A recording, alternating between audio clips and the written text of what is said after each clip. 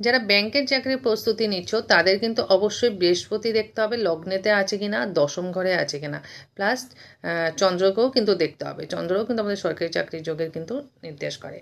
যারা শিক্ষা প্রতিষ্ঠানে, যারা টিচার লাইনের দিকে মানে যেতে চাইছো তাদের কিন্তু ষষ্ঠ ঘর, দশম ঘর অবশ্যই দেখতে হবে যে সেখানে চন্দ্র আছে কিনা, বৃহস্পতি আছে কিনা এবং বুধ আছে কিনা দশমে। ঠিক আছে। যারা রেলের লাইনে দেখছো তাদের কিন্তু দশম ঘরে অবশ্যই রাহু মঙ্গল কিন্তু থাকতে হবে। ঠিক আছে। যারা দেখছো যে কোনো হাই পোস্টের চাকরি দেখতে যাচ্ছ, আইএসের, আইপিএস, তাদের কিন্তু দশম ঘরে অবশ্যই রবি বুধ একসঙ্গে থাকলে খুবই ভালো। না হলে কিন্তু বুধ কিন্তু অবশ্যই থাকতে হবে সেখানে। ঠিক আছে। সেই সঙ্গে কিন্তু একাদশ ঘরে যদি তার শনি থাকে বা রাহু থাকে সেটাও কিন্তু খুব ভালো।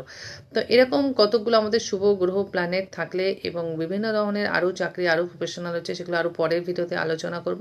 মোটামুটি একটা হালকা হিংস কিন্তু দিলাম।